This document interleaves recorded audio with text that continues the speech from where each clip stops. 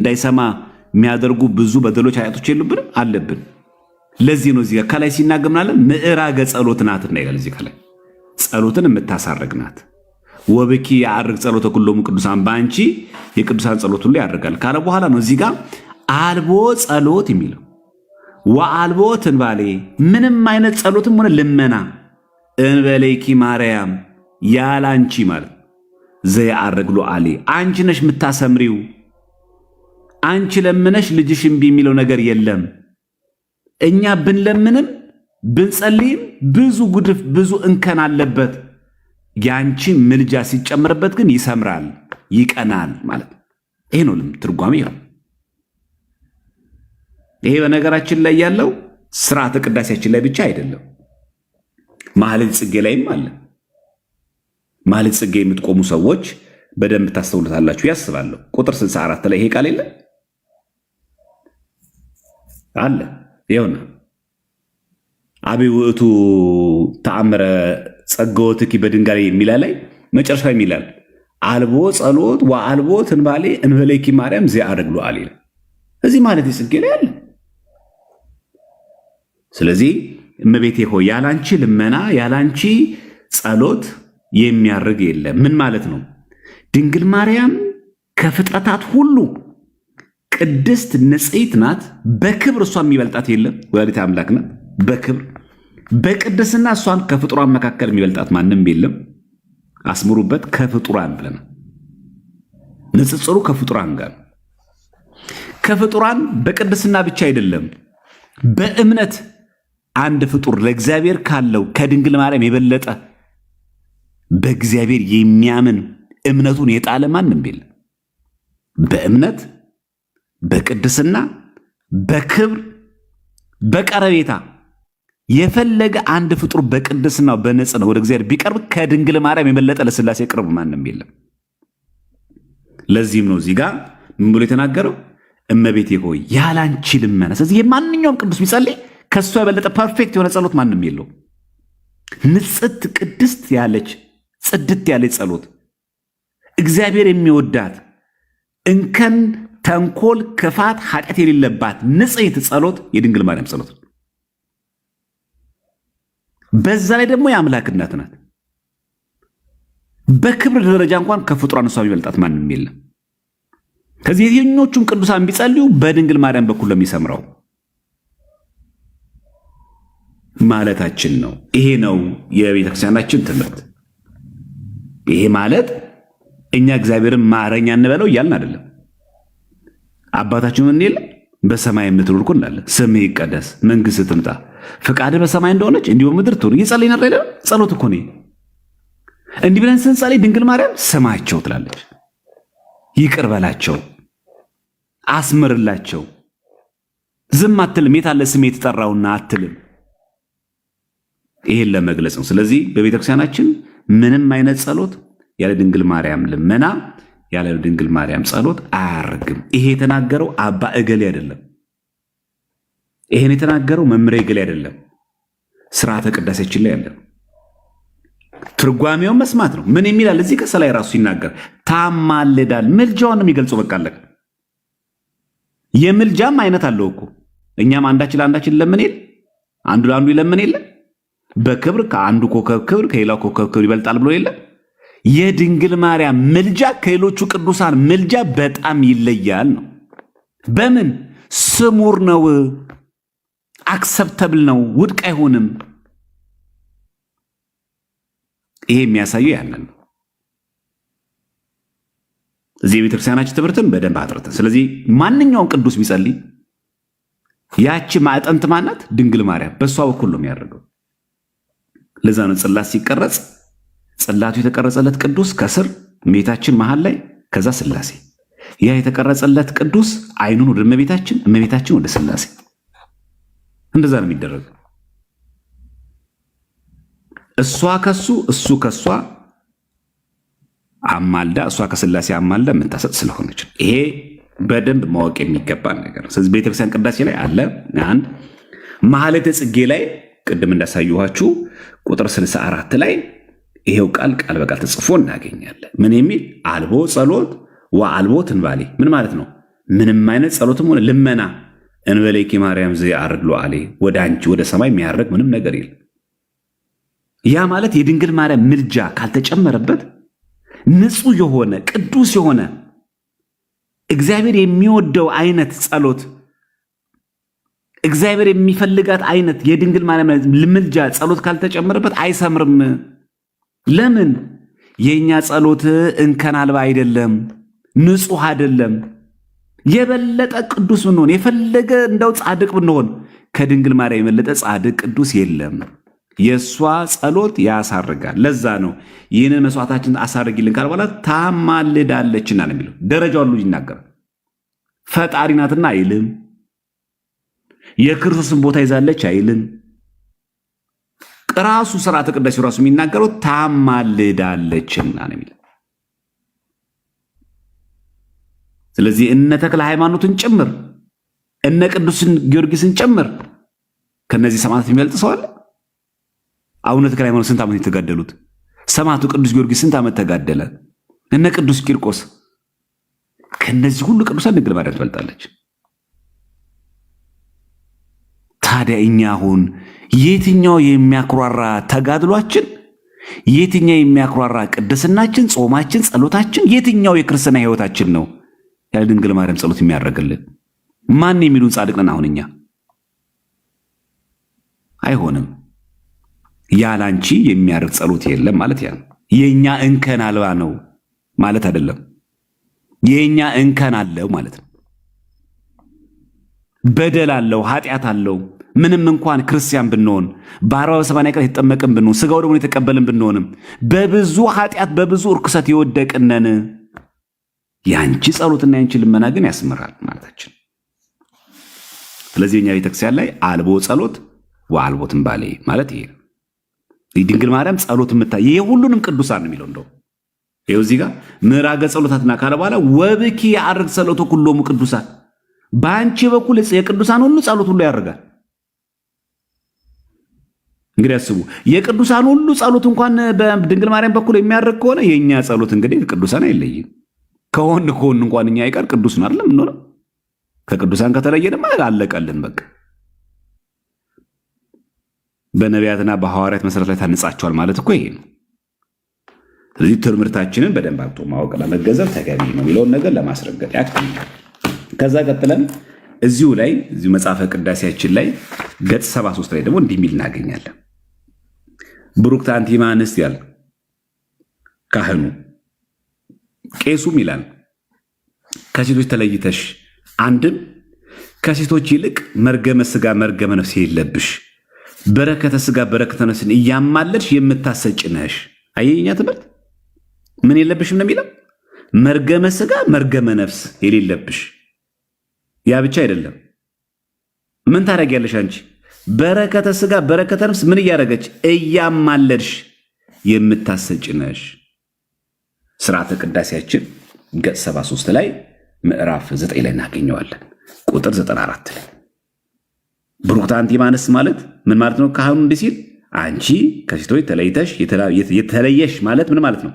ተለይተሽ ማለት መርገመ ሥጋ መርገመ ነፍስ የሌለብሽ ነሽ፣ በረከተ ሥጋ በረከተ ነፍስን እያማለድሽ የምታሰጭ ነሽ። ምን ማለት ነው? መርገመ ሥጋ መርገም ጥንተ በደል፣ የውርስ ኃጢአት የሚባል ምልዓተ ኃጢአት የሚባል የወደቀ ባህል የሚባል ምንም ነገር የሚባል ነገር የለባትም። ንጽሕት ቅድስት ናት። ምንም ነገር የለባትም። ኃጢአትም በደልም ርኩሰትም የሚባል ነገር ድንግል ማርያም ላይ የለም። ፈጽሞ አያውቃትም። ባለፈው እንዳልነው አሁን በዝክረ ኒቅያም በሊቃውንት ጉባኤ በቅዱስ ሲኖዶስ የጸደቀው እኛ ቤተክርስቲያን የምትቀበለው አቀባ እምከርሰ እማ ነው። ከእናቷ ማህፀን ጀምሮ ጠበቃት የሚል ትምህርት የምትቀበለው ቤተክርስቲያን።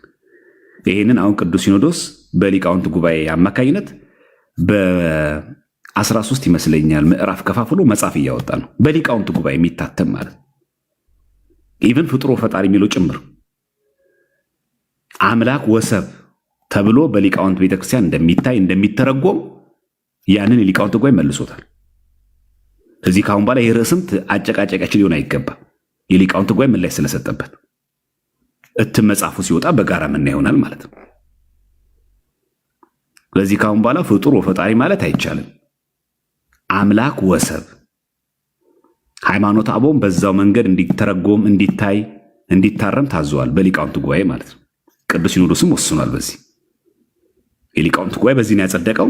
ፕላስ ደግሞ እመቤታችን ቅድስት ድንግል ማርያም ምልዓተ ኃጢአት፣ በደል፣ እርኩሰት የሚባል የወደቀ ባህሪ የሚባል ፈጽሞ የሌለባት አዳም ከመበደሉ በፊት የነበረ የአዳም ስብዕና የአዳም ሰውነት እንደነበራት የሊቃውንት ጉባኤ በዚህ አጽድቋል። ፓራፉ ማየት ከፈለጋችሁ የሊቃውንት ጉባኤን መጠየቅ ትችላላችሁ። ስለዚህ ከሴቶች ይልቅ ምንድነሽ አንቺ? መርገመ ስጋ መርገመ ነፍስ የሌለብሽ ነሽ። ከእንደገናስ በረከተ ስጋ በረከተ ነፍስ እያማለች የምታሰጭ ነሽ።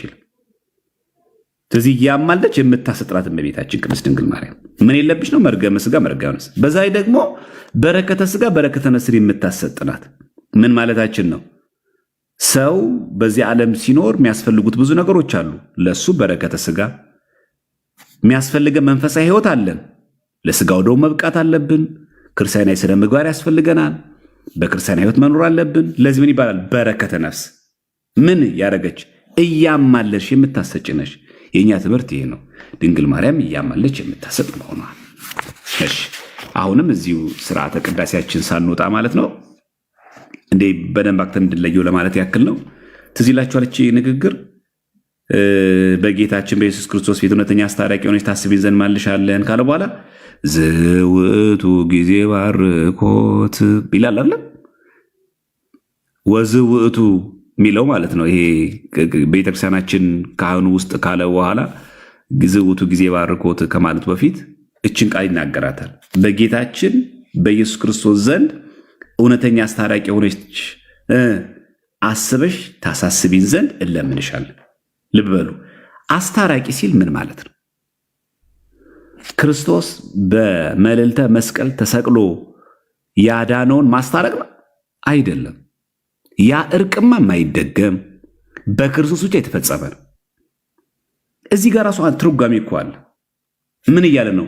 በጌታችን በኢየሱስ ክርስቶስ ዘንድ ምን አይነት እውነተኛ አስታራቂ ሆነሽ አስበሽ ታሳስቢን ዘንድ። ታሳስቢ ማለት እኮ ምልጃ ነው። አስበሽ ምንነኛ እውነተኛ አስታራቂ ሆነኝ አስታርቂን ከልጅሽ ነው። ክርስቶስ በመልዕልተ መስቀል ተሰቅሎ ከራሱ ጋር ከባህሪ አባቱ ጋር ከባህሪቱ ጋር ያስታረቀን ማስታረቅ ድገሚው አይደለም። እሱማ ተፈጸመ። ድህነት ዓለማ ተከናወነ። ክርስቶስ ያልፈጸመው መንገድ ላይ የቀረ ያላለቀ ጉድለት ያለበት ድህነት የለንም። እኛ እርቅ የለንም። ምሉ የሆነ ድህነት ምሉ የሆነ እርቅ ነው። ያንቺ ግን ምንድነው? ምልጃ። እዚህ ከርስር አብራራቷል። ሀተታ ብሎ ምን ብሎ የዚህ ዓለም ሰው አስታርቀኝ ብለው የወሰዱት እንደሆነ ይላል። ልክ የዚህ ዓለም ሰው አስታርቀኝ ብላ ስትሰድ ምን የሚለው? አይ እስቲ ጋይልማ በቃ ታረቀኝ ብሎን ይልኮኛል፣ ታረቀው በቃ ያው የልጁን ተንኮል እንኳን እናቀው ይላል። አይታችኋል? ሲያስታርቅ የሆነ ነገር ወጋ እያደረገ ነው አይደል? የዚህ ዓለም ሰው አስታርቀኝ ብላችሁ ብትልቁት ምን እንደሚያደርገው? አይ እገሌማ እኔንም እኮ እንደዚህ አድርጎኛል፣ ግን ያው በጋይስ መቼ አስታርቀኝ ብሎ ስለላከኝ ይቅር በለው ይላል። አይታችኋል? የሆነ ክፋቱን ለአንተ እየተናገረ በዚህ አጋጣሚ ደግሞ አስታርቀኝ ብሎ ይመጣል። ይህን ነው የሚናገረው እዚህ ጋር። የዚህ ዓለም ሰው አስታርቀኝ ብሎ የሰደዱት እንደሆነ ሄዶ እገሌ ታረቀኝ ብሎ ይነግረዋል። እንዲያውን መስለህን እንዲህ ቢያደርገኝ እንጂ ነው ብሎ በደሉን ይነግረዋል ይላል። በደሉን ይነግረዋል። ምን ማለት ነው? አይ ይሄማ ራሱ እኮ እኔንም እኮ ባለፈው እኮ አስቀይሞኝ ነበረ። ያው መቼስ ምን እናድርገው፣ መቼስ አሁን ተለማመጠ፣ ይለመነኝ፣ እንደው በቃ አስቸገረኝ፣ በቃ ይቅር በለው ይላል፣ ይነግረዋል። ይህማ ምን ታደርጋለህ ብሎ ነገሩን አጽንቶ ይመለሰ ይላል። ጭራሽ ኧረ ይህንማ እኔ ደግሞ ምን እታረቀዋለሁ፣ አንተ እንደዚህ አድርጎ ነበር እንዴ? ኧረ በለው እኔ እንደውም አሁን ባሰብኝ ይላል። አያችሁ፣ የተላከው አስታርቀኝ አማልደኝ ከገሌ ጋር ተብሎ የተላከ ያ ሰው የዚህ ዓለም ሰው ማለት ነው። ግን ምን ያደርጋል? አይ የገሌንማ ብታቆማ እንደዚህ አይነት ሰው እኮ አልነበረም ብሎ ነገሩን አባብሶ ይመጣል። እሺ የእመቤታችንስ? እሷ ግን እመቤታችን በእውነት ከለመናት የሚቀርባት የለምና ስሟ የተመሰገነ ይሁን። ምን ከለመናት? በእውነት ከለመኗት የሚቀርባት የለምና። ምን ማለት ነው? ልጄ ወዳጄ ማርልኝ ነው እንጂ የምትለው አይ ልጄ ይሄማ ኃጥእ ሰው መሰለህ አትልም። እመቤታችን የእኛን ኃጢአት አለ የምታሳስበው ማር ነው የምትለው፣ ይቅር በል ነው የምትለው። እውነተኛ አስታራቂያችን ናት እመቤታችን። ከማጋ ከሥላሴ ጋር ከማጋ ከአብ ከወልድ መንፈስ ቅዱስ ጋር ከልጇ ጋር ታስታርቀናለች። ይሄ እርቅ መቼ ነው? ከድህነተ ዓለም በኋላ። ይሄ እርቅ እመቤታችን አማልጅን አስታርቂን ለማን ነው? ላመንን ክርስቲያኖች፣ በ40 በ80 ቀናች ለተጠመቅን ክርስቲያኖች ነው ይሄ እንጂ ክርስቶስ በመልዕልተ መስቀል ተሰቅሎ ያደረገው ማስታረቅ አይደለም። ለዛም ነው እሷ ግን በእውነት ከለመኗት የሚቀርባት የለም። ይቅር በይ እንዲለን ለምኝን ስንላት ማራቸው ይቅር ብላችኋለች እንጂ እመቤታችን እኛ የሰራነው ኃጢአት ደግማ እያሳሰበችብን፣ አየህ ልጄ ወዳጅ አንተ ሞተላቸው ተሰቅለህላቸው እንዲዋጋ ከፍለላቸው እነሱ ግን እንደዚህ ናቸው ብላ ኃጢአታችን ሳትናገር ሳታሳስበው እሱ ያውቀዋላ ምን መድገም ያስፈልገዋል። ድንግል ማርያም ግን እንዲጸናብን በደሉ ላይ ኃጢአትና መቅሰፍት እንዲወርድብን ሳይሆን ምሕረት ከልጇ እንዲመጣ ትለምናለች ነው የሚል። ስለዚህ እኛ ምንላት እመቤታችንን በጌታችን በኢየሱስ ክርስቶስ ፊት እውነተኛ አስታራቂ ሆነሽ አስበሽ ታሳስቢ ብለን የምንለምደው ከዚህ የተነሳ ይሄ ገጽ ስንት ላይ ነው? 81 ላይ ነው። ከእንደገና ምንድነው? ስርዓተ ቅዳሴ ምዕራፍ 9 ይሄ የክርስቶስን አስታራቂነት ክርስቶስ በመልዕልተ መስቀል ተሰቅሎ ያደረገውን የማዳን ስራ አይገናኝም። ይህ ማወቅ አለብን። ስጋው ደግሞ ስንቀበልስ ምን እናደርጋለን? ልክ እመቤታችን አሳሰበች። ይቅር አለን ጌታችን። በቃ ይቅር ብያቸዋል ሲል ምን እንደሚያደርገው በእሷ ምልጃ ብቻ ነው ድነት የምናገኘው አይደለም። ይሄ ምልጃም ወዴት ያደርሳል? ወደ ስጋው ደግሞ። ስጋው ደግሞ ስንቀበልስ በስጋው ደግሞ ይታረቀናል። አያችሁ እዚህ ጋር የእሷ ማስታረቅ ምንድን ነው? ምልጃ ነው። የክርስቶስ ማስታረቅ ግን ምልጃ አይደለም። አያችሁ ድህነተ ዓለም ነው፣ ካሳ ነው፣ ሪኮንሲሌሽን። ክርስቶስ በመልዕልተ መስቀል ላይ ያደረገው ማዳን አንደኛ ማይደገም ነው። የድንግል ማርያም ግን ይህ ማስታረቅ ይደገማል። ሁለተኛ ክርስቶስ ፈጣሪያችን ነው፣ ድንግል ማርያም ደግሞ ፍጡር ናት። አያችሁ ሶስተኛ የክርስቶስ ማስታረቅ ምልጃ አይደለም። እባክን አብ ሆይ ማራቸው፣ እባክን ወልድ ሆይ መንፈስ ቅዱስ ሆይ ማራቸው ብሎ ምልጃ አይደለም። ራሱ ታራቂ፣ አብም ታራቂ፣ መንፈስ ቅዱስም ታራቂ ነው። ራሱን ከራሱ ጋር አስታረቀን፣ ከባህሪ አባቱ ከአብ ጋር፣ ከባህሪ ሕይወቱ ከመንፈስ ቅዱስ ጋር አስታረቀን። ስጋው ደግሞ በተቀበልን ጊዜ ምን ያደርገናል? በበደላችን በኃጢአታችን ምክንያት ንስሐ ገብተን ስጋው ደግሞ ስንቀበል በስጋው ደግሞ ይታረቀናል። ማ አብም ወልድም መንፈስ ቅዱስም። በማን ስጋና ደም? በክርስቶስ ስጋና ደም። አያችሁ። ስለዚህ ሁሉ ጊዜ ምን ይባል? የሐዲሳን አስታራቂ የሚለው ይሄንን ስጋው ደግሞ ስንቀበል በዚህ ይታረቀናል። የድንግል ማርያምስ ከልጅሽ ከወዳጅሽ አስታርቂን ምን ማለታችን ነው? አማልጅን፣ ለምኝልን፣ ወደ ስጋው ደግሞ እንዲያበቃን አድርጊን ማለት ነው እንጂ ስጋው ደሙን የሚተካ ምልጃ አድርጊልን አይደለም። ስጋው ደግሞ አልቀበልም አልፈልግም ድንግል ማርያም ወይ በአማላጅነትሽ አድኝኝ ማለት አይደለም። እንደዛ የሚል ትምህርትም የለንም እኛ። ይሄ ስርዓተ ቅዳሴያችን ምዕራፍ 9 ገጽ 81 ላይ ቁጥር 59 ላይ የምናገኘው ነው ማለት ነው። ስለዚህ በዚያውም በሶስቱም ክፍል አየን ማለት ነው። ስለዚህ እመቤታችን ቅድስት ድንግል ማርያም ምልጃን በተመለከተኛ ቃል ኪዳኗ አማላጅነቷ ሁል ጊዜ የሚራዳን ክርስቲያኖች በለመንን ቁጥር በተማጸነው ቁጥር እግዚአብሔር አምላክ ስለ ድንግል ማርያም ብሎ ይምረናል፣ ይቅር ይላል ማለታችን። እሺ ሌላኛው እዚህ ተአምረ ማርያም ክፍል ላይ የሚገኘው የተአምር ክፍል ብዙዎቹ እንደ ትንሽ እንደ ጥያቄም እንደ ግራ መጋባትም ሲያነሱት ነበርና እስቲ እናንሳው። እዚህ ቅዳሴ ማርያም ላይ ነው። በእርግጥ እዚህ ላይ ተአምረ ማርያም ላይ አለ። እዚህ ቅዳሴ ማርያም ምዕራፍ 2 ላይ ገጽ 224 ላይ ማለት ነው ታሪክ ይላል። እጅግ ገንዘቡ የበዛ የተረፈው አንድ ባለጸጋ ነበረ። ያው እንግዲህ በእኛ አነጋገር ቱጃር ማለት ነው። አለ የሚባል ባለጸጋ ነው። ምን አረገ? ለአዝማሪ ለዘዋሪ እየሰጠ አለቀበት ይላል። ያው ገንዘቡን በተነበት። ለማን እየሰጠ? እየመጸወተ አይደለም የሚለው፣ ለበጎ ነገር እያዋለው አይደለም የሚለው። ለአዝማሪ ለማን? ለዘዋሪ እየሰጠ አለቀበት። አንድም የዚህ ዓለም ገንዘብ ሲሰበሰብ እንጂ ሲጠፋ አይታወቅምና ይላል። እውነት ነው። ገንዘቡን ታመጡታላችሁ። አንዳንድ ሰው አሁን እንደዚህ አይነት ሰው አላለ፣ ብዙ ገቢ ያለው በወሩ መጨረሻ ላይ ግን ብር የለውም። እንደዚህ አይነት ሰው አልገጠማችሁ? ቆይ ብሬ ግን የት ነው እየሄደ ያለው ምንለው? አንደኛ እኛ አስራት በኩራት ስለማናወጣ፣ በነገራችን ላይ ስለማንመጸውት፣ ስለማናማትብበት ዝም ብለን ዘውለን ስለምንበላ የደሞዙን ብዛት ብቻ ስለምንለዛ ነው። አንዳንድ ሰው አስራት በኩራት የማያወጣው ያልቅብኛ ብሎ ፈርቶ ነው። ከዚህ ደሞዝ ላይ አሁን አስራት በኩራት አውጥቼ ወይ ይሄ ሁሉ ደግሞ ከ10 አንድ ነው አይደል ለእግዚአብሔር። ያ ማለት እኮ ኔት ከሚደርሰኝ ደሞዝ ላይ በ0.1 ሳባዛው ምትደርሰኝ ናት። ይሄ ደግሞ ከኔ አቅም በላይ ነው ብሎ ይተዋል። ግን በጣም የሚገርማችሁ ገንዘባችሁ አትበቃችሁ፣ ወር ሳይደርስ ያልቃል። ለዚህ ነው እዚህ ጋር አይታችኋል። እንደው የዘንድሮ ንግግር አይመስልም ራሱ የዚህ ዓለም ገንዘብ ያላያችሁ ሲሰበሰብ እንጂ ሲጠፋ አይታወቅምና ይላል። ከዛም ይላል ህልፈቱ ቅድመ አሰሪዎቱን ይላል። ያ ማለት ማለፉ ከመታየቱ ገና ሳይታይ በደንብ ያልፋል የዚህ ዓለም ገንዘብ። በእርግጥ እንደዛ ነው፣ ሪያሊቲውም እንደዛ ነው። ምናየው ነው ገንዘብ አለው ምንለው ሀብታም ምንለው ሰው በጣም ብዙ ነገር ያሽከረክራል፣ ብዙ አቅም አለ ምንለው ሰው ከመገኘቱ መጥፋቱ ነው። በጣም የሚገርሙ ይሄ ነው። ብዙ ጊዜ ልታይ የሚል ሰው እንደው በቃ በሰው ዘንድ በተለያየ ልብስ የሚታይ ሰው በሆነ ጊዜ ኩስምን ብሎ ቁጭ ይላል። እንደዛ ነው እና ይሄም የዚህ ዓለም ከመታየቱ መጥፋቱ የሚለው ለዚህ ነው። ከዛ ምን ይሄ ሰው እንግዲህ ለአዝማሪ ለዘዋሪ እየሰጠ ገንዘቡ አለቀበት፣ እጅግ ባለጸጋ ነበረ። ከዛ ምን ሆነ? ከዚህ በኋላ ከብሬ በኖርኩበት ሀገር ተዋርጄ ሰጥቼ በኖርኩበት ሀገር ለምኜ አልኖርም ብሎ አገር ጥሎ ቁርበት ጠቅሎ ሲሄድ ሰይጣን የጨዋ ልጅ መስሎ ከጎዳና ቆይቶ የት ትሄዳለህ አለው ይላል። የምን ልጅ መስሎ ነው የሚለው? ሰይጣን የጨዋ ልጅ መስሎ በቃ ምንም ነገር በቃ ምን ጸባይኛ መስሎ ሰይጣን ተገለጠ። መቼም እንደምታውቁ ሰይጣን የብርሃን መልአክ እስኪመስል ብሎ ለሐዋርያው ቅዱስ ጳውሎስ ተገለጠለች። እሺ የት ትሄዳለህ አለው ሰይጣን የጨዋ ሰው መስሎ ከብሬ በኖርኩበት ሀገር ተዋርጄ ሰጥቼ በኖርኩበት ሀገር ለምኜ አልኖርም። መቼም ከባድ ነው ታውቃላችሁ። ያገኘ ሰው ሲያጣ ከባድ ነው። አሁን ይሄ ሰው በጣም ባለጸጋ ነበር፣ አሁን አጣ ነጣ፣ የኔ ቢጤ መሆን አሳፈረው። ስለዚህ ሀገር ጥሎ መሰደድና ሀገር መቀየርም ፈለገ ማለት ነው።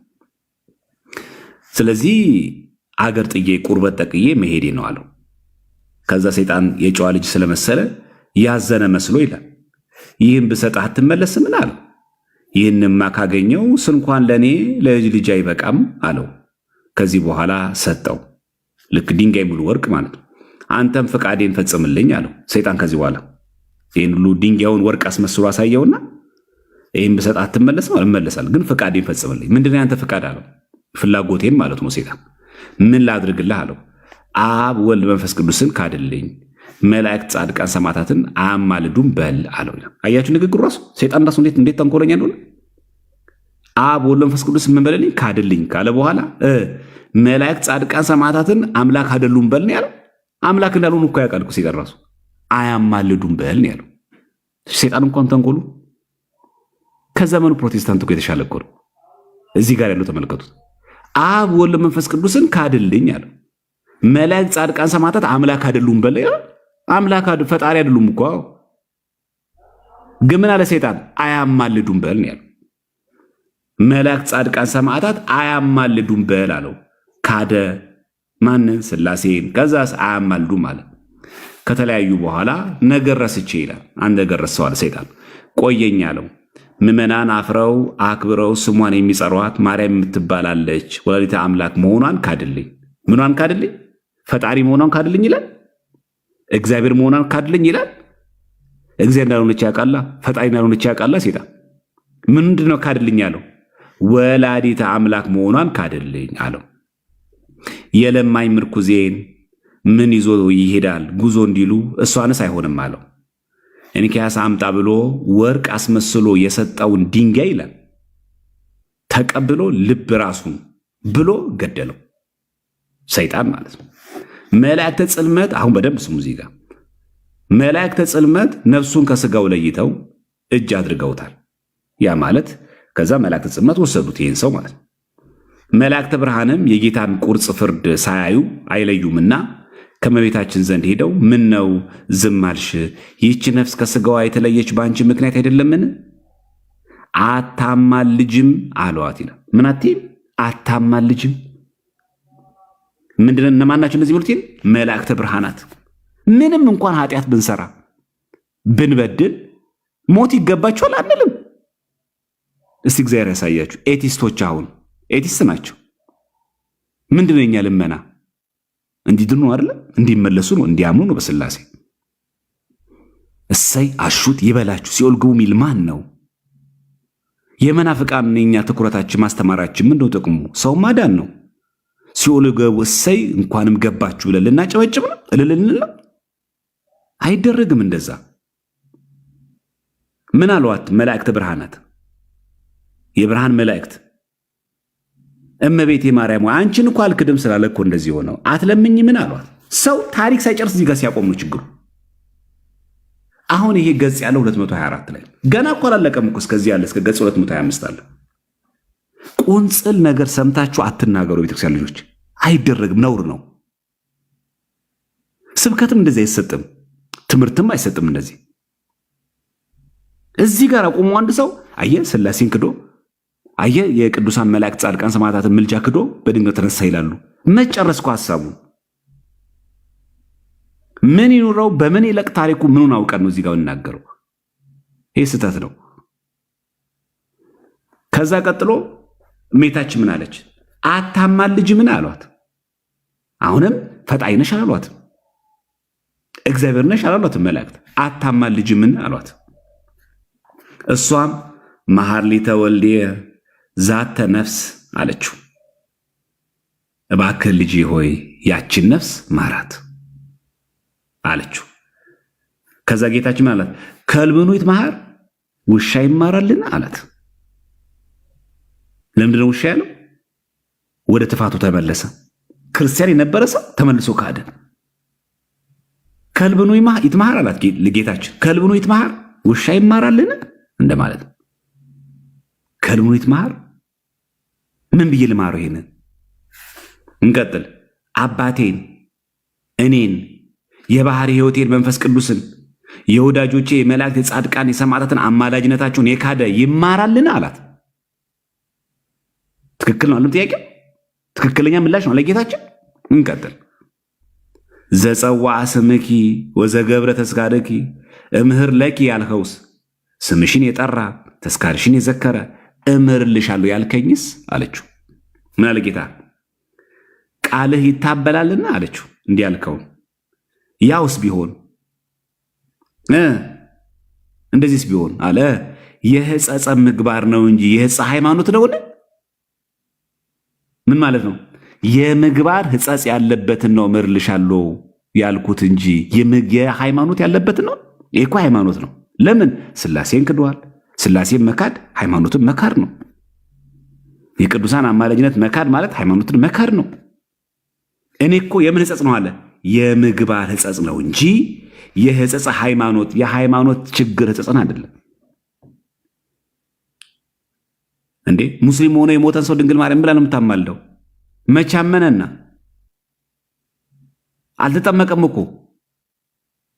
መናፍቃን ምን ብላ ነው የምታማልደው? በምልጃዋ ማያምኑ በዛ ላይ አልተጠመቁም። በእውነተኛው ሃይማኖት በእውነተኛው ክርስቶስ እኮ ራስ ላይ እኮ የሉ። የቤተክርስቲያን ራስ ክርስቶስ ነው። ከአካሉ እኮ የሉ። ንግግሩ ራሱ ልቅም ያለ ንግግር ነው። እንቀጥል። ነገር ግን ከስጋይ ስጋ ከነፍስ ነፍስ ነስቼ ሰው መሆኔ ፈቃድሽ ላልፈጽም ነውን? ቅድም ያልነው አልቦ ጸሎት ወአልቦ ትንባሌ እንበሌኪ ማርያም ዚያር እሷ ለምና ልጇ የሚብላት ነገር የለም። አያችሁ ኮሬክሽኑን። መጀመሪያ ምን አላት? ውሻ ይማራልን አላት። አንድ በምንድነው ውሻ ያለው? እኔን ክዶ ይኸው አባቴን እኔን የባህሪ ሕይወት የመንፈስ ቅዱስን የወዳጆቼ የመላእክትን የጻድቃን የሰማዕታትን አማላጅነት የካደ ሰው ይማራልን አላት። ፕላስ እመቤታችን ብላ ለመነችው ዘጸዋዐ ስምኪ ወዘገብረ ተስካረኪ እምህር ለኪ ስምሽን የጠራ ተስካርሽን የዘከረ እምርልሻለሁ ያልከው ቃል ይታበላልን አለችው። ያውስ ቢሆን አለ ጌታ። እንደዚህ ብዬ ተናግሬያለሁ። አዎ ስምሽን የጠራ ተስካርሽን የዘከረ ብያለሁ። ይሄ እኮ የምግባር ችግር ላለበት እንጂ የሃይማኖት ችግር ላለበት አይደለም። በዚህ አጋጣሚ የድንግል ማርያም ምልጃ የሚሰራው ለማን ነው? ላልተጠመቀ ሰው ነው? አይደለም። ላልቆረበ ሰው ነው? አይደለም። ሜሮን ላልተቀባ ሰው ነው? አይደለም። ለመዳን የሚያስፈልጉ ምስጢራት ላልፈጸመ ሰው ነው? አይደለም። ለምንድነው ጤነኛ ማንሆኑ ክርስቲያኖች? ለምንድነው መጽሐፉ የማይናገሩ እኛ የምንናገረው መድረክ ላይ ወተን? መች ይላል እንደዛ ቃሉ ራሱ? ጌታ እኮ እዚህ ጋር ራሱ የተናገረ ነው። የሕጸጸ ምግባር ነው እንጂ የሕጸ ሃይማኖት ነውን አለ። በፈለግነው ቅዱስ ብናመጣ መካነን የረገጠ ደብርህ የመጣ ስጋው ደሙን እንደተቀበለ አድርጌ ቆጥር የሚለው ቃል ንግግሩ ለስጋው ደሙ አበቃዋለሁ ማለት እንጂ የደብረ ሊባኖስን ገዳም የረገጠ ሰው ተመልሶ ቺቺኛ ሰፈር እየዋለ በየፈለገው አጋጣሚ ያመሸ ናይት ክለብ ቢዘሙት ቢደንስ ቢጨፍር በቃ ደብረ ሊባኖስ ረግጧልና ገነት አስገባዋለሁ ማለት አይደለም። ቢክድ መናፍቅ ቢሆንም ችግር የለው ማለት አይደለም። ይሄ የሚያገለግለው ለማን ነው? ሕጸጸ ምግባር አያችሁ፣ ክርስቲያን ሆኖ በ48 ተጠምቆ እያስቀደሰ ግን የምግባር ጉድለት ያለበት የሥነ ምግባር ችግር ያለበት ሰው የሃይማኖት አይደለም የሥነ ምግባር ችግር እሱ ነው ቃል ኪዳኑ። ከዛ ግን አለ አንቺ እናቴ ግን ለምነሽኛልና ነገር ግን አለ ሲጋ ከስጋይ ስጋ ከነፍስሽ ነፍስ ነስቼ ሰው መሆን የፈቃድሽን ልፈጽም እንጂ ላልፈጽም ነውን ምሬልሻለሁ አላት። አሁን እዚህ ጋር በደንብ ተመልከቱ። ይሄ ማለት ሥላሴን ክዶ የቅዱሳን ምልጃ ክዶ ዳንኤል አላለቀም ተአምሩ። እንኪያስ ከማርክልኝ አለችው። አያችሁ አላለቀም ተአምሩ። ምሬልሻለሁ ካላት በኋላ ምን አለች? ከማርክልኝ ነፍሱን ከስጋ አዋህደህ አስነሳልኝ አለችው። ምን በልልኝ? አስነሳልኝ። የሚያስነሳው ማን ነው? ወልደ እግዚአብሔር ኢየሱስ ክርስቶስ።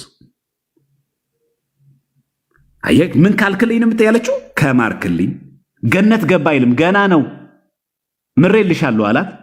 ከማርክልኝ ምን አለችው? ከስጋው ጋር ነፍሱን ከስጋው ጋር አዋህደ አስነሳልኝ አለችው። ይቀጥላል። ነፍሱን ከስጋው ጋር አዋህዶ አስነሳላት። ከዛ ምን አለችው? ለምን ካድክ አለችው። የእግዚአብሔር ስሙ የተመሰገነ ይሁን። ሥላሴ ክዶ ጸደቀ ይላል። ለምን ካድክ አለችው። አያችሁ እዚህ ጋር የኔ አማላጅነት ካለ ምን ችግር አለ? ሥላሴን ብትክድ የቅዱሳን ጻድቃን መላእክትን ምልጃ ብትክድ ችግር ነው። ምን ያለው ሁሉ ያለችው ለምን ካድክ? ይኸው እዚህ ጋር ለምን ካድክ? ከዛ ምን አለችው? አላት እሱ ባጣ አላት። ባጥቼ ነው አላት። ምን አለችው? ሜታችን ያጣ ይለምናል እንጂ ይክዳልን? ይኸው ያጣ ሰው ምን ይላል? ይለምናል እንጂ ይክዳልን? ለምን ትክዳለህ? ኮሬክሽን አለው።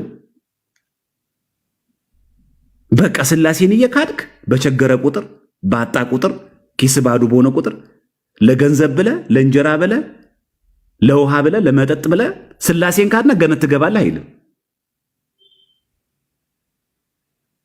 ይህ እኮ የሚያሳየው ምንድን ነው? አንድ ሰው ሥላሴን ክዶ ክርስቲያን የነበረ ሰው ነው። እንግዲህ በ48 የተጠመቀ ሰው ነው።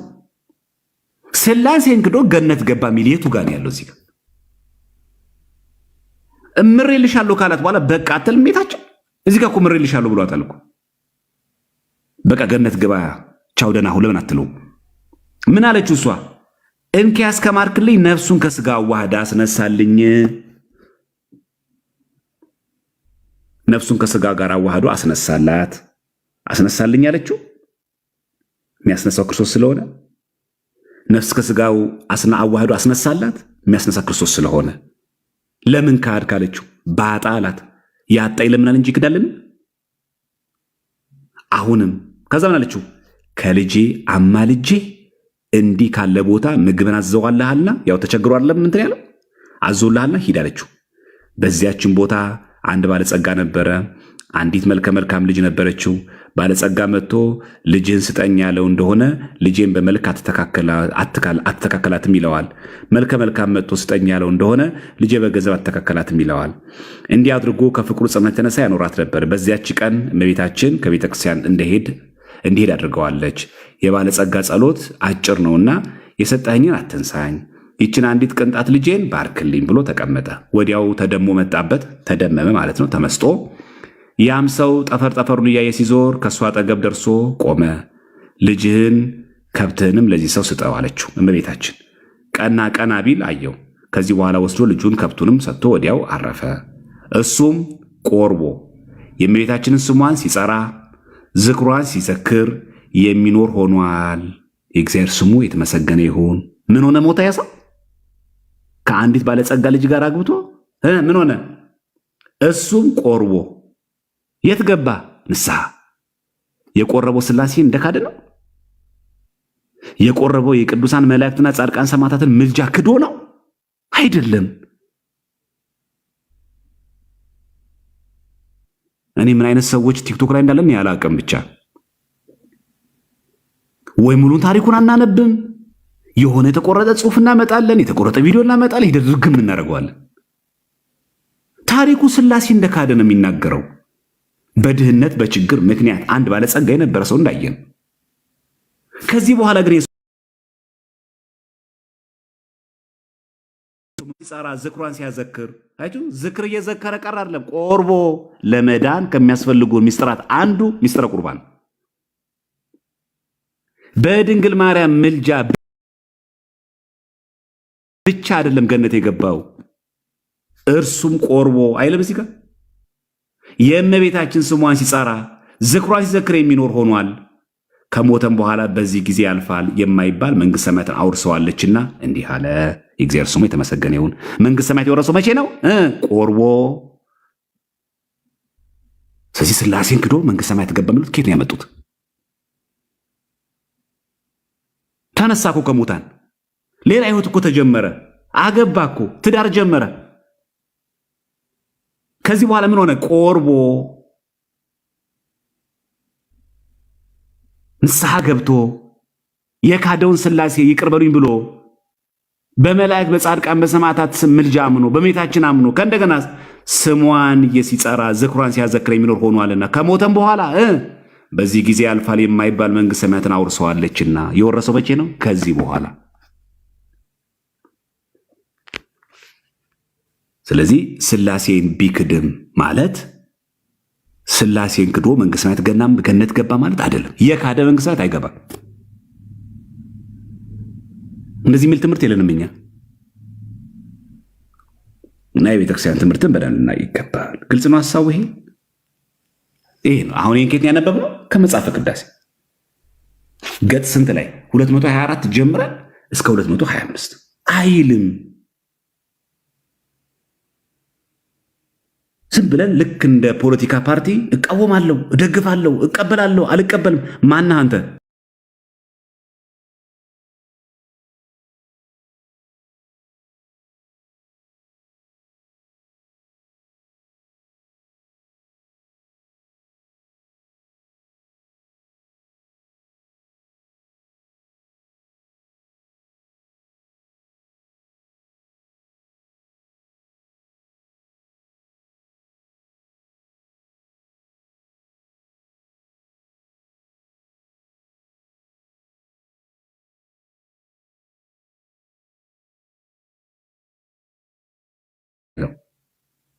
በተመሳሳይ ደግሞ እዚሁ ተአምረ ማርያም ያለው እንመልከት። ተአምረ ማርያም ላይ ያለውም ላሳያችሁ። እዚህ አሁን ተአምረ ማርያም ሁል ጊዜ ቨርጅን ስታየው ይህን የተአምረ ማርያም ክፍል ተመልከቱት በደንብ በግዕዝና በአማርኛ ብፁዕ ወቅዱስ አቡነ ማትያስ የኢትዮጵያ ኦርቶዶክስ ቤተክርስቲያን ፓትርያርክ በሆኑ በ9ኛው ዓመት ለ6ኛ ጊዜ። ስለዚህ ሪሰንት የሆነው ተአምረ ማርያም ይሄ መጀመሪያ ገብቷችኋል? የአሁኑ ታሪክ መጀመሪያ ኮመንቱን አብራላቸውና ያረፈደ ሰው አይደለም።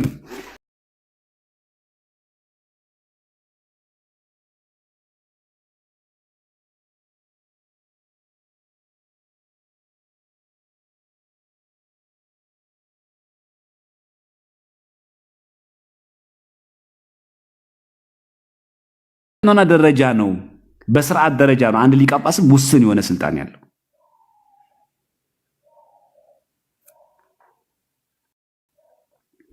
ስለዚህ ይሄ በደንብ ልናውቀው ይገባል። ስለዚህ ባጭሩ ይሄ ሰው ገነት መንግስት ሰማያትን መግባቱ ነው። መንግስት ሰማያት አውርሰዋለች ማለት ገነት ገባ ማለት ነው ባጭሩ። ገነት ከገባ ይሄ ሰው ተመልሶ አይመጣማ። ከአሁን በኋላ የት ነው የሚሄደው? ገነት ያሉት ወዴት ነው የሚሄዱት? ወደ መንግስት ሰማያት ስለሚገቡ ነው። ለዛ ነው መንግስት ሰማያት አውርሰዋለች ማለት ይሄ ሰው ገነት ገባ። ገነት የገቡ ቅዱሳን ወዴት ነው የሚሄዱት? ወደ መንግስት ሰማያት። ሲኦል ያሉት ወደ ገሃነም እንደሚሄዱት ማለት ነው። ስለዚህ ቪዲዮ በተቆረጠ አይገመገምም። ትምህርቷን ማስማት አሁን መጀመሪያ ግለሰብ ጋር ለማተኮር ትምህርታችን ምን ይላል? ተአምሩ ምን ይላል? በቃ ምንም ያወዛግበን ነገር የለም። ይሄው ቅዳሴ አንድምታችን አለን። ይሄው አለን። በቃ የተሰፈረ የተቆጠረ ነገር አለን። ይሄው እዚህ ጋር አለ። ታሪኩም እዚህ ላይ አለ። ይሄ ንባቡና ትርጓሜው ነው። እኔ ማን የሚሉኝ ሰው ነኝ እዚህ ጋር ተቀብዬ እንደዛ ምለው? በእውነት ነውር ነው ይሄ፣ ትክክልም አይደለም። የቤተክርስቲያን ትምህርትን በሚገባ ማየት፣ ተአምሩን ማንበብ፣ ምን እንደሚል መስማት፣ መናገር ነው። በቃ እዚህ ጋር ብቻ ይዞ ሥላሴን ካደ ብሎ መሮጥ አይደለም። እዚህ ጋር ምን ይላል? እሱም ቆርቦ የእመቤታችን ስሟን ሲጸራ ምን ሆኖ ቆርቦ ነው የሚለው። ሳይቆርብ መንግሥተ ሰማያት ገባ አይልም። ምሬልሻለሁ ካላት በኋላ በቃ አንተ ከማርክም አላለችውም፣ አስነሳልኝ ብለዋለች። ነፍሱን ከሥጋው ጋር አዋህደው አስነሳልኝ ብለዋለች። ጨርሶ ያለማንበብ ችግር የተወጋ ይሁን ልበላችሁ። የቁንጽል እውቀት በጣም አደገኛ እውቀት ማለት በጣም አደገኛ እውቀት ማለት እሱ ነው። በቃ እዚች ጋር ቆሞ አይነገርም። ታሪኩ ያልቀው እዚህ ጋር ነው።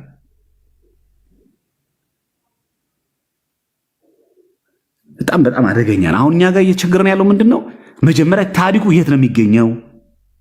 መጽሐፉን ልየው፣ ምን ይናገራል? ምኑን አሁን ነገርነት እዚህ ጋር የሚቃወመው ለመዳን ከሚያስፈልግ ይሄ ሰው ክርስቲያን አልነበረም? ክርስቲያን ነበረ እኮ። ፕላስ ይሄ ሰው ንስሐ ገብቶ ስጋው ደግሞ አልተቀበለም። ቆርቦ ማለት ስላሴን ክደኖ ስጋው ደግሞ የተቀበለው። ለዛም ነው የድንግል ማርያም ምልጃ ብቻ ጸደቀው ይላል እዚህ ጋር አይልም። ይሄ የሚያሳየው በተለያየ ችግር ምክንያት ሃይማኖትን የመካድ እንኳን አባዜ ቢያጋጥም አለ። ደግሞ እውነትን እንነጋገር ከተባለ ያኛው የሀገራችን ሰውየው አባባ ቢደውል ማይክድ ማን አለ? እስቲ እውነት እንነጋገር። ማን ነው ማይክድ?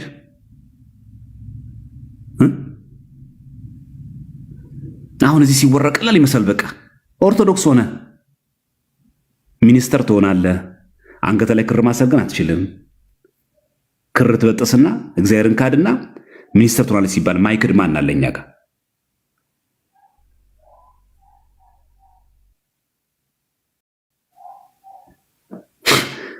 ማን ነው ማይክድ? አያምጣው ነው።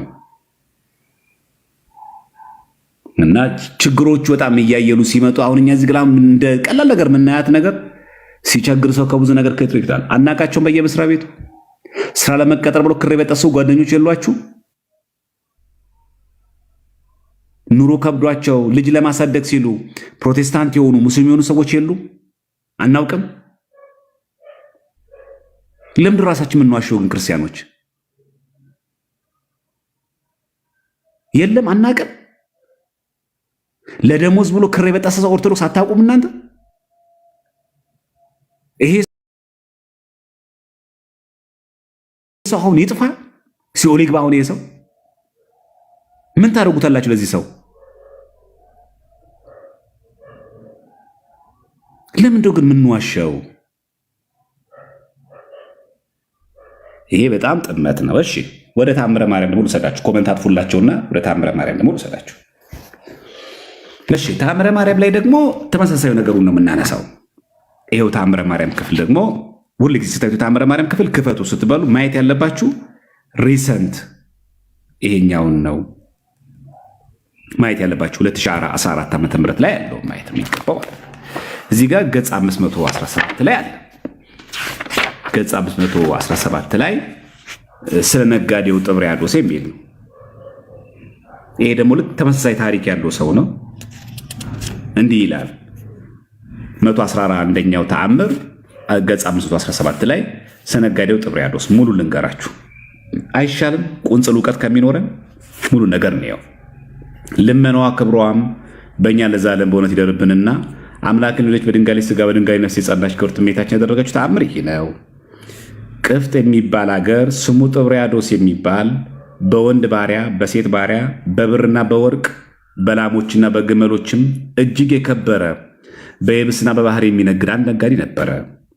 ልብ በሉ፣ ማነው ስሙ የሚባለው? ጥብርያዶስ። የሴት ባሪያ ያለው ያ ማለት የአገልጋዮቹ የገረዶቹ ብዛት የባሪያዎቹ ብዛት፣ በዛ ላይ በብር በወርቅ በላሞች በግመሎች እጅግ የከበረ ነጋዴ ነው። ከብሮ ብዙ ዘመን ከኖረ በኋላ በሱ ላይ ዘመን ተለወጠበትና መቼም ያው ታውቃላችሁ፣ ክስረት ይኖራል፣ መክሰብ። ገንዘቡ ሁሉ አለቀ፣ አኗኗሩ ጎሰቆለ፣ ረዳቶቹ ተበተኑ፣ ባሮቹም በችጋርና በመከራ አለቁ። እሺ ክብሩንም እንደተዋረደና ደስታውም ወደ ሐዘን ወደ ትካዝ እንደተመለሰ ባየ ጊዜ ልቦናው ታወከበትና መታገስ ተሳነው።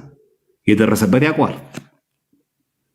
ያጣ ሲያገኝ ያገኘ ሰው ሲያጣ፣ ጤናኛው ሲታመም፣ ትላንትና እንደ ልባችሁ ስታደርጉት የነበረው ነገር ዛሬ ሳይኖር ሲቀር እንዴት እንደሚከብድ አታውቁትም? ለባለቤቱ ልተወው ይሄንን። ብሰርቅ የሚገርፈኝ ብለምን የሚያውቀኝ የለምና አለ። በጥቂትም በብዙም ቢሆን ወደ ሌላ ሀገር ሄጄ እየነገርኩኝ እኖር ዘንድ እሄዳለሁ ብሎ አሰበ።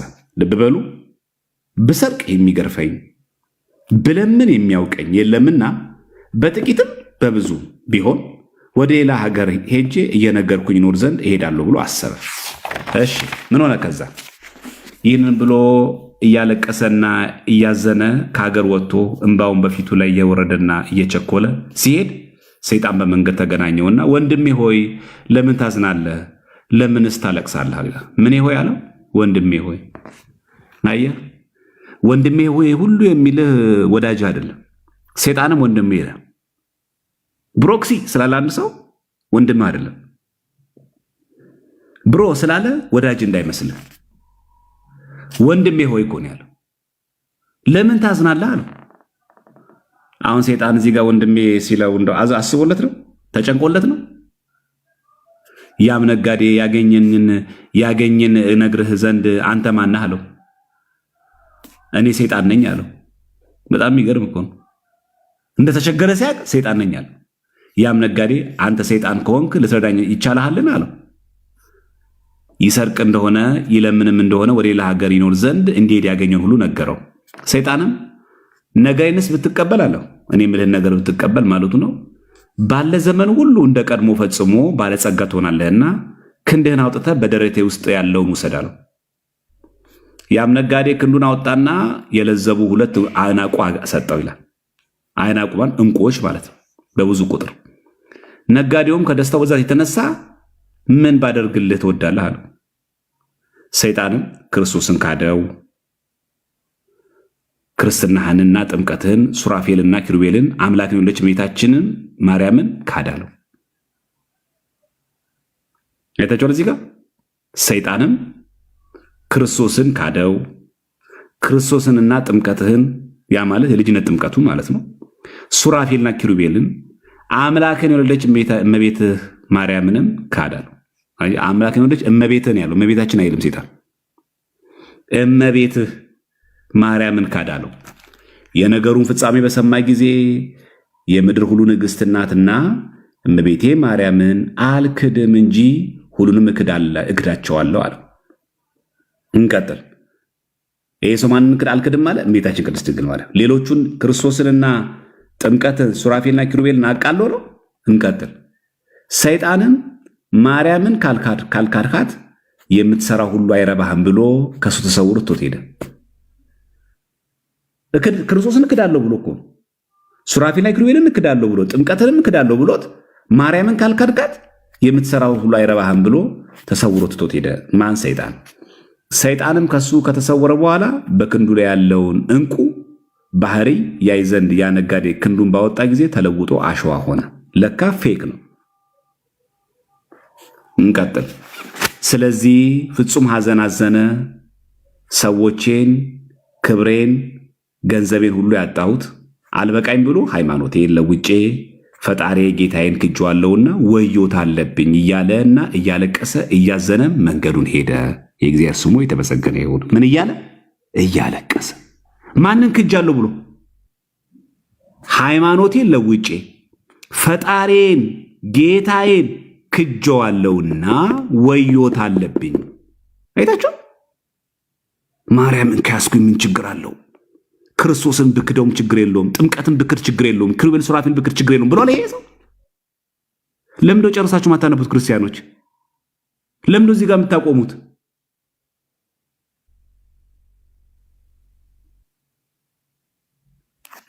ትንሽ ዝቅ ማለት ምን ይከብዳል? አሁን ይሄ ሰው በድንግል ማርያም አልክድም ብሎ ሌሎችን እክዳለሁ በማለቱ ደስተኛ ሆኖ እየሳቀ ተመለሰ ነው የሚለው። ስለዚህ ፍጹም አዘናዘነ። ምን ብሎ ሰዎቼን፣ ክብሬን፣ ገንዘቤን ሁሉ ያጠፋሁት አለ አልበቃኝ ብሎ አለ። ሃይማኖቴን ለውጬ ፈጣሪን ጌታዬን ክጀዋለሁና ወዮት አለብኝ እያለና እያለቀሰ እያዘነም መንገዱን ሄደ። ምን እያለ? እያዘነ እያለቀሰ መንገዱን ሄደ። ማንን ክጃለሁ ብሎ? ፈጣሪዬን። ከዛስ? ጌታዬን። ማን ነው እሱ? ክርስቶስን ካድ ብሎት ነበር። እዚህ ጋር ይሄ ሰው ስላሴን ክዶ ክርስቶስን ክዶ መላእክትን፣ ጻድቃን፣ ሰማዕታትን፣ ኪሩቤልና ሱራፌልን ክዶ ጥምቀትን ክዶ መንግሥተ ሰማያት ገባ ይላል። ንስሐ ገባ ይልም። እዚህ ጋር እንቀጥል። ሲሄድም በመንገድ የፈረሰች ቤተክርስቲያን አገኘና በዚያች ያርፍ ዘንድ ወደ እሷ ገባ። በጣም ጉስቁል ያለች የአጥቢያ ቤተክርስቲያን አገኘ፣ ገባ እዛ። በውስጧም ይላል የክብርት ድንግል እመቤታችንን ስዕል አየና በዚያ ስዕል ፊት በፍጹም እንባ ባዘነ።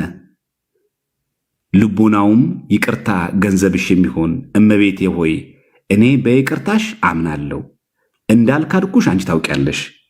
ከማኅፀንሽ ከወጣ ከልጅሽ ታማልጅኝ ዘንድ እለምንሻለሁ፣ በፍጹም ልቡናዬ አንቺን ተስፋ አድርጌያለሁና እያለ መሪር ለቅሶን አለቀሰ።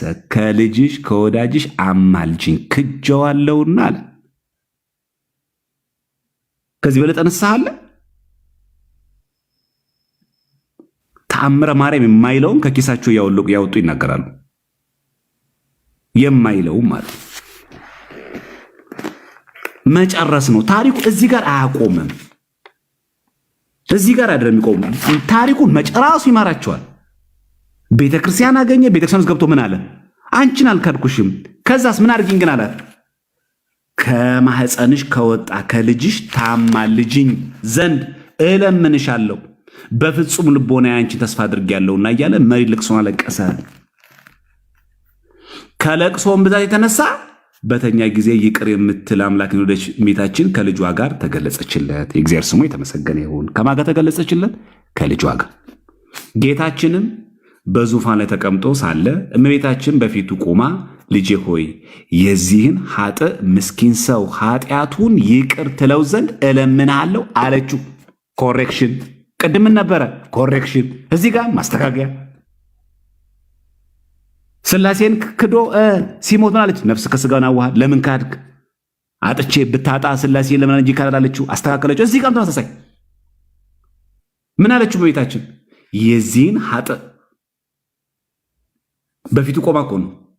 ልጄ ሆይ የዚህ ኃጥእ ምስኪን ሰው ኃጢአቱን ይቅር ትለው ዘንድ ለምን እና ዛሬ በትዳር የከዳ የለም እንዴ? ለምን ነው ተአምረ ማርያም ለፊታችን ሲሆን የሚጠቁርብን? አንተዋወቅም እንዴ ክርስቲያኖች? ለሀብታም ባል ብላ ለሀብታም ሚስት ብሎ ክር የበጠሰ ሰው አናውቅም እንዴ? ለምን ነው እናሽቃብጠው? ለስራ ለመቀጠር ብሎ ልጅ ለማሳደግ ብሎ ኧረ ስንት አለ በጎረቤታችን፣ ኧረ ስንት ጉድ አለ፣ ስንት አለ እኮ ክር የበጠሰ እኮ አለ። ለምን እዚህ ሰው ላይ እንፈርዳለን? እኚህ ሰዎች ሲኦል ይግቡ። ልጆችሽን መናፍቅ ካላደረግሽ፣ ልጆችን ሙስሊም ካላደረግ አንረዳህም የተባለ ሰው የለም። ይህን ባለማድረጉ ልጆችን ለማሳደግ ብሎ ሙስሊም የሆነ ሰው የለም። ማድረጉ ትክክል ነው አይደለም፣ ግን የሰው ሲኦል ይግባ። ምንድነው እኛ ማድረግ ያለብን? ክዶ ይግባ እያልን አይደለም እኮ መንግስተ ሰማያት። እንደው እግዚአብሔር ይቅር ብለህ እባክህን መልሶ ማለት የለብንም እኛ። ጌታም ከመላእክቶች ጋር ክዶኛልና ይቅር አልለውም ማለት። የልጇንም ቃል በሰማች ጊዜ ልጄ ሆይ የዚህን ኃጥእ ምስኪን ኃጢአቱን ይቅር ትለው ዘንድ እለምንሃለሁ፣ በጠባኸው በጡት ወይም አማጽኝሃለሁ እያለች መሪር ልቅሶን በፊቱ አለቀሰች። ቃል ኪዳኑ አሁንም በእኛ ይድረስብን፣ እውነት ይደረግልን ለሁላችንም። ለገንዘብ ብለን ስላሴን ለካድን፣ ለገንዘብ ብለን ክር ለበጠስን፣ ለገንዘብ ብለን ሳናማትም ምንበላ ሰዎች አለን። ሀብታም ለመሆን ፈልገን ብዙ ነገር ውስጥ የገባን ሰዎች አለን። ጠንቋ ቤት መሄድ ሰው አለ። ዘንዶ የሚቀልብ ሰው አለ። ገንዘብ ፍለጋ። ድንግል ማርያም ግን አለች በጠባኸው በጡቴም አማጽኛለሁና እያለች መሪ ለቅሶን በፊቱ አለቀሰችለት። ጌታችን ኢየሱስ ክርስቶስም የዚህ የከሃዲው ሰው ለዘላለም ኃጢአቱን ይቅር አልለውም አላት። ከመላእክት ጋር ክዶኛልና ክርስትናውንም ጥምቀቱንም ንቆ ክዷልና አላት። ያችሁ ድህነት በዚህ ይገኛል። ሥላሴን ባለመካድ ጥምቀትን በማክበር የቅዱሳን ምልጃን በመቀበል ድህነት የሚገኝ ይሄ ሰው ግን ይህን ሁሉ ክዷል። ይህም በሰማች ጊዜ ልብሷን ቀዳ ስለኔ ብለህ ይቅር ካላልከው ብላ ጡቶቼን አውጥታ ጡቶቼን እቆርጬ እጥላቸዋለሁ፣ ጉንጮቼንም እሰነጥቃቸዋለሁ አለች። ሰነጠቀችው አይልም እሰነጥቃለሁ አለች። እሺ አስፈራራችሁ ያለ እዚህ ጋር እንቀጥል። ጌታችንም ያደረገችውን ባየ ጊዜ ከዙፋኑ ላይ ወርዶ በደረቷ ላይ ተቀምጦ ታቅፎ ሳማት። አስፈራራችሁ ይላል። ይህም ባየች ጊዜ ምን አለ? ደነገጠ ይላል ወይስ ከኪሳችሁ ነው የሚጨምሩት ትርጓሜ? ምን ታርግ ድንግል አልምረውም፣ እኔን ክዶኛል፣ ጥምቀትን ክዶኛል፣ በቃ አልተሳካለኝም እና ሲኦል ግባት ባለው ድንግል ማርያም። ሲኦል እንዴት የምታስቡት እናንተ ክርስቲያኖች? አልምርም አለ። ልክ ነው ጌታችን ፈትሐ በጽድቅ ነው። ግን ጌታችን ትክክልስ ቢሆን ይሄ ነፍስ ሲኦል ሲጋ በቃ እንግዲህ አልተሳካለኝም ሲኦል ግባ ነው የምትለው ድንግል ማርያም? ምን ያክል እንደምትለምን አይታችኋል? ይሄ የሚያሳየው ምንድን ነው? ይሄን ያክል እንኳን ብንበድል የድንግል ማርያም ምልጃ ምን ያክል ወደ እግዚአብሔር ዘንድ እንዴት ደጋግሞ እንደሚቀርብ ምን አለ እዚህ ጋር ጌታችን ከዙፋኑ ላይ ወርዶ በደረቷ ላይ ተቀምጦ ታቅፎ ሳማት። የክብርት የእመብርሃንን እንባዋን በክብርት መሃል እጁ ጠረገላት። ዛተችበት ይላል። አስፈራራችሁ ይላል። ምን ይላል እዚህ ጋር? የክብርት የእመብርሃንን እንባዋን በክብርት መሃል እጁ ጠረገላት። አታልቅሽ በቃ እናቴ ሆይ ስለ አንቺ ኃጢአቱን ይቅር ብየዋለሁና አትዘኝ ያላት ነው የሚለው። አትዛች አይደለም ያላት፣ አትፎክሪ አይደለም ያላት፣ አትዘኝ ያላት። አሁን ይህ ምንድነው ጥፋቱ? ዛትሽብኝ አላላትም። ከየት ነው ያመጣው ታዲያ ሜሎስ? ይሄንን ጡቶችን ቆርጬ ምናምን ነገር ብላ የቱ ጋር አስፈራራችሁ የሚለው? እንደውም እሱ ምንድን ያላት? አትዘኝን ያላት። ሐዘኗን እኮ ነው የሚያሳየው ይሄ። ቁጥር 29 ተመልከቱ። እናቴ ሆይ ስለ አንቺ ኃጢአቱን ይቅር ብየዋለሁና አትዘኝ አላት ነው የሚለው።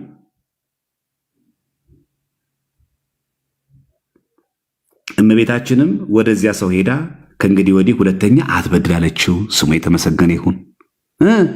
ምሬዋለሁ ሲላት፣ ኃጢአቱን ይቅር ብየዋለሁ ሲላት፣ በቃ ገነት ገባ ብላቸው አለችው? አላለችውም። ምን አለችው? እመቤታችን ወደዚያ ሰው ሄዳ ከእንግዲህ ወዲህ ሁለተኛ አትበድል አለችው። ኢተአብስ ዳግመ እንጂ ክርስቶስን ክዶ ጥምቀትን ክዶ በኪሩቤልና የሱራፌል ምልጃ ክዶ በድንግል ማርያም ምልጃ ጸደቀ አይልም። ይኸው ተአምረ ማርያምም አይልም፣ መጽሐፈ ቅዳሴያችንም አይልም። ከየት ነው ያመጡት እነዚህ ሰዎች?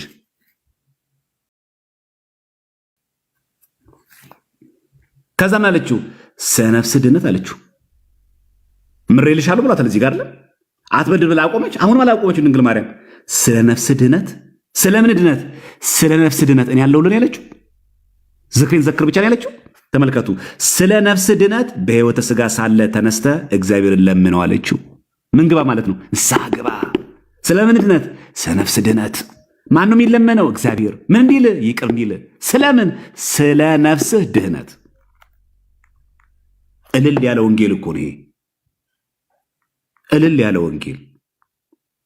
እግዚአብሔርን ሲክድ ለምን ትክዳለህ ምትል፣ ሁለተኛ አትበድል ምትል። ፕላስ ደግሞ ምን አለችው? ስለ ነፍስ ድህነት በሕይወተ ሥጋ ሳለ ተነስተህ እግዚአብሔርን ለምነው አለችው። ቀጥሉ። ከዚህ በኋላ ከሱ ተሰወረች። ያም ሰው ከመኝታው ተነስቶ ወደ ገዳም ሄዶ በዚያ ውስጥ መነኮሰ፣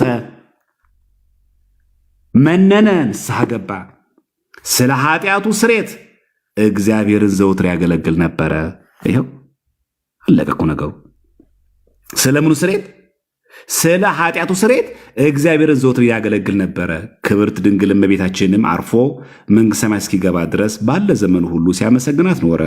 ልመናዋ ክብሯ በእኛ ለዘላለም በእውነት ይደርብን፣ አሜን ይላል። እሺ ኮመንት አብራላቸውና ይሄስ ግልጽ ነው።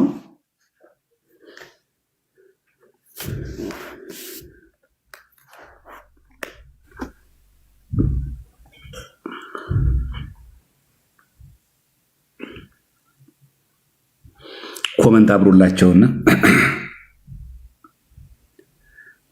ሞዴሬተሮች የሉ።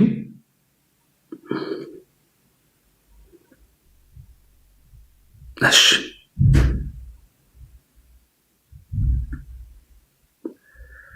እሺ ግልጽ ነው ያሳብ።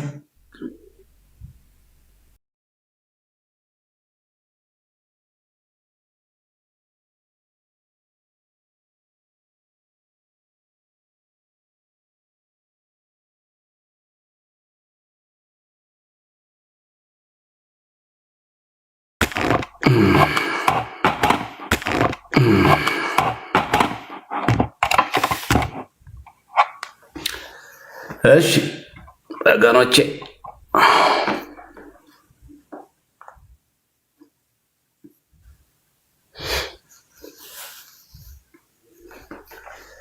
ለዚህ ሁል ጊዜ ምንድን ማድረግ ያለብን? ወደ ሶሉሽን ስንመጣ ግልጽ ከሆነ ሁል ጊዜ ምንም ነገር ጽሑፍ ስታነቡ የተቆረጠ ጽሑፍ አይታችሁ የተቆረጠ ቪዲዮ ታይቶ መቀበል አይባልም። በቤተ ክርስቲያናችን ስርዓት አምልኮ መጽሐፍት ውስጥ አለ ወይስ የለም? ካለ ትርጉም ምንድን ነው? ካልገባ ሊቃውንት መጠየቅ አለቀ። የትኛውም ቅዱስ ብናመጣ የትኛውንም ጻድቅ ብናመጣ የድንግል ማርያም ምልጃ ብንጨምር ስጋ ወደሙ ሳይቀበል ስላሴን ሳያምን መንግሥተ ሰማያት ገባ የሚል አንድ የለም። ስላሴን የካደ ሰው ነበር? አዎ ነበረ። ድንግል ማርያም ምን አደረገችው? አስተካከለችው። ለምን ትክዳለህ አለችው። ታሪክ የሚናገር ይህንን ነው። ፕላስ ይሄን ተአምረ ማርያም ተመለከትን፣ የለም እንደዛ የሚል ከእንደገና የኔ ዝክር ከዘከርክ በእኔ ስም ከተማጸንክ ችግር የለውም ስጋው ደግሞ አትቀበል የሚል የለም። ቆርቦ ነው የሚለው።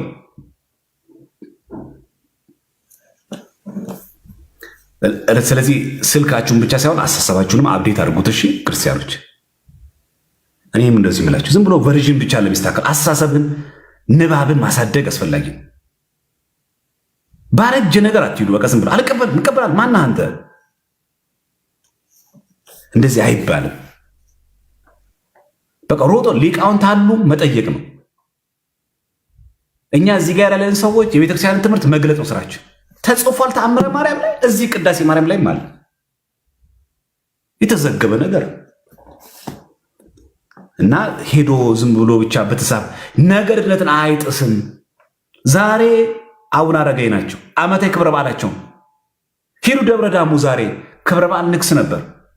ቅዳሴ አለ፣ ስጋው ደግሞ አለ። የፈለገ ደብረ ዳሙ ብትረግጥ የፈለገ ብንማጸን አቡነ አረጋዊ ለስጋው ደግሞ እንድንበቃ ያማልዱናል እንጂ የእኔ ምልጃ ብቻ ይበቃሃልና ችግር የለውም ስጋው ደግሞ አትቀበል የሚል የለም። ስጋው ደግሞ ሊተካ የሚችል የቅዱሳን ምልጃ የለንም ባጭሩ። አንድ ሁለተኛ፣ የትኛውም ቅዱስ ቃል ኪዳኑ እኛን ወደ ስጋው ደግሞ ለማቅረብ እንጂ ግድ የላችሁም ከቻላችሁ ስጋው ደግሞ ተቀበሉ፣ ባትቀበሉ እኔ ተክልያለሁ ለወላችሁ አይለንም። እንዲህ አይነት ትምህርትም የለንም እኛ። እዚህ አየን ማለት ነው፣ እዚህ መጽሐፍ ላይ። ስለዚህ ከኪሳችሁ የመጀረጣችሁ አትናገሩ። ላይቭ መግባት ቀላል ነገር አይደለም። ክርስቲያኖች ሰው እናሰናክላለን፣ በጣም መጥፎ ነው። ሰው እናሰናክላለን። እርግጠኛ ባልሆን ነው ባልተነበበ ባላየነው ጉዳይ ስንናገር ሰው እናሰናክላለን። ሰው ደግሞ ይጠፋል በጣም። ይሄ ጥሩ አይደለም። ስለዚህ ሁሌ ስንገባ እርግጠኛ በሆነው ባነበብነው ስለ ሰዋ ለምናወራው አሁን ቅድም አነሳለ ምን የሚል ነው? አልቦ ጸሎት ወአልቦ ትንባሌ እንበሌኪ ማርያም ዘያርግ ሎአሌ። ምንም አይነት ልመናም ሆነ ጸሎት ድንግል ማርያም ያላንቺ የሚያደርግ የለም አለ። እዚህ ቅዳሴ አይችልም። ቅዳሴ አንድምታ ያላችሁ ሶፍት ኮፒ ገጽ 6 ተመልከቱ አለ። ቁልጭ ብሏል። ምን ማለት ነው? ወይ ሊቃውን መጠየቅ እዛው አለ። ታማልዳለችና ነው የሚለው። የክርስቶስን የማዳን ስራ ሊተካ የሚችልኛ ምልጃ የለንም። ይሰማችኋል ክርስቲያኖች? በተአምረ ማርያምን በዚህ በኩልም አንብቡት፣ በዚህ በቅዳሴ ማርያም ላይም በደንብ አንብተው ተመልከቱት። የክርስቶስን የማዳን ስራውን ያደረገውን የማስታረቁን አገልግሎቱን አንድ ጊዜ ያደረገውን ማስታረቁን ሊተካ የሚችል የቅዱሳን ምልጃ የለንም። እንዲህ አይነት ትምህርት የለንም። የቅዱሳን ምልጃ ለምን እንደሚሰራው አሁን ለምንሰራው የዕለት ኃጢአት ማገዝ ነው። ድንግል ማርያም የምትለን ስጋው ደግሞ ተቀብላለህ፣ በ40 በ80 ቀን ተጠምቀሃል። አንተ ደግሞ ስጋው ደግሞ አልተቀበልክም። ለስጋው ደግሞ እንድትበቃ አማልደሃሉ ነው የምትለን እንጂ የእኔ ምልጃ አለልህ፣ ተአምረ ማርያምን ብቻ ስማው፣ የኔን የሰኔ ጎልጎታ ብቻ ድገም፣ ስጋው ደግሞ አትቀበለው አትልም ድንግል ማርያም። እንደዛ የሚል ትምህርት የለንም። እዚህ ትምህርታችንን በደንብ አድርጎ ማወቅ ሁልጊዜ መገንዘብ ተገቢ ነው። ለዛም ነው እንደዚህ ትምህርቶች እኔም ሁልጊዜ ማተኮር ያለባችሁ እናንተ በተቻላችሁ መጠን ትምህርት ላይ። አሁን ምን አደረግን እኛ? መጽሐፍትን የከፈት ነው አይደል? መጽሐፍ ከፈት ቃል በቃል አገኘ ነው። ድንግል ማርያም ያላንቺ ልመና ያላንቺ ጸሎት የሚያደርግ ጸሎት የለም። ቤት ላይ ያገኘ ነው። እንትን ላይ አለ፣ ማህሌተ ጽጌ ላይ አለ፣ ቁጥር 64 ላይ ከነጋ ደግሞ መጽሐፈ ቅዳሴ አንድምታችን ላይ አለ፣ ገጽ 64 ላይ አለ። በቃ አለ። ይሄ የማን ትምህርት ነው? የቤተክርስቲያን ትምህርት ነው። ይህን ከየት ነው የምናገኘው? ከቤተክርስቲያን መጽሐፍቶች እናገኛለን። ይህን አሁን አንድ ሰው አግኝቶ አንብቦ ጠይቆን መርዳት ያለበት እንጂ ከራሱ መተርጎም የለበት። እሺ አሁን ጥያቄ ልጠይቃችሁ። በተአምረ ማርያም በቅዳሴ ማርያም እንዳየ ነው ሥላሴን የካዱ 2 ሰዎች አይተናል። ሥላሴን ክደው መንግሥተ ሰማያት ገቡ ይላል። ሁላችሁ መልሱ። የሰማችሁ ሳነበው ጽሑፉ ሲነበብ ያያችሁ ሰዎች ሥላሴን ክደው መንግሥተ ሰማያት ገቡ ይላል።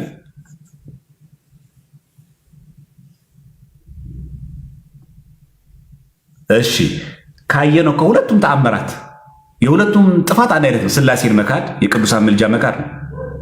ስጋው ደግሞ ሳይቀበል የካደውን ሥላሴን ሳያምን ስጋው ደግሞ ሳይቀበል ለመዳን የሚያስቡ ምስጢራትን ሳይፈጽሙ መንግሥተ ሰማያት ገባ የሚል አንብባችኋል?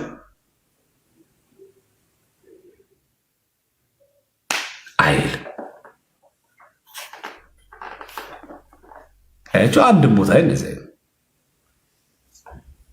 አንድ ቦታ ሁለቱም ተአምር በተአምረ ማርያም አይተነዋል፣ በቅዳሴ ማርያም አይተነዋል።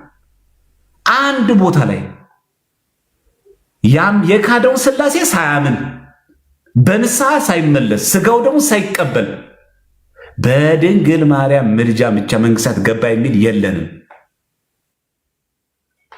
እጃችሁ ላይ ከሌለ ይሄ መጽሐፍ ገዝታችሁ ማንበብ ነው። ገበያ ላይ አለ ተአምረ ማርያም። ይሄው ይሄ መጽሐፍ ቅዳሴ አንድምታ ነው፣ ገብታችሁ ማየት ነው። ቅዳሴ ማርያም አንድምታ ላይ ገጽ 224 እና 25 ላይ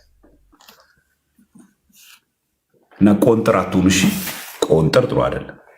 እንደዚህ ቆንጥር ያደርጉ ብጭቅ አድርጎ የሆነ ገጻ ብድግ አድርጎ እንዲህ ብሎ ተገቢ አይደለም። በምልአት በዝርዝር በሙሉ ተረድቶ ሙሉ ታሪኩን አይቶ ምን እያለን ነው?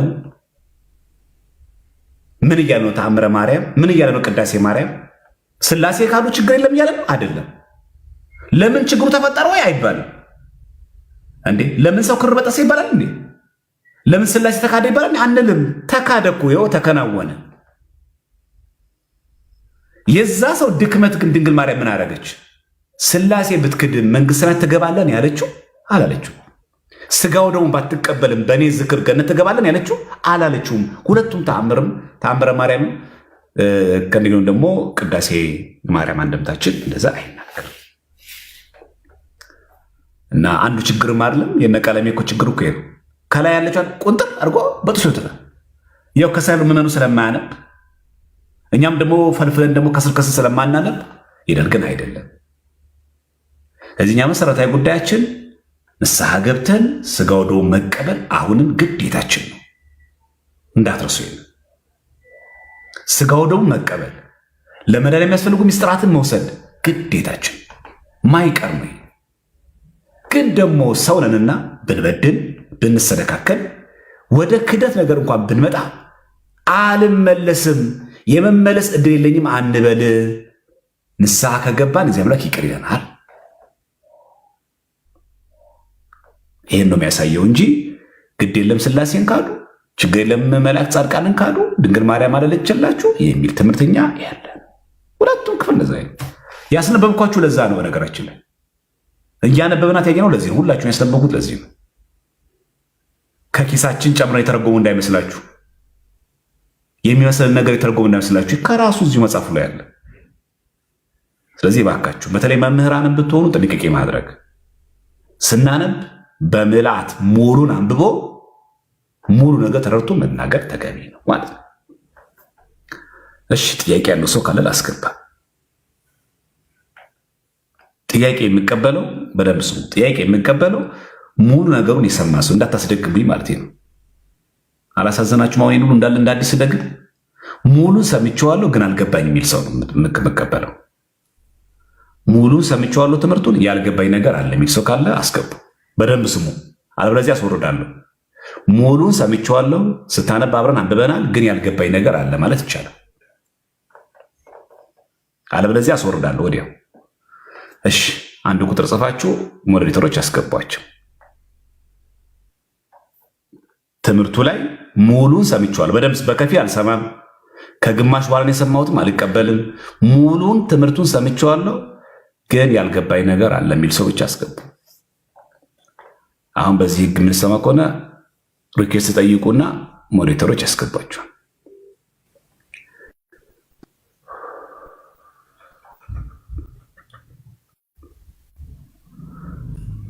እንደምን አለ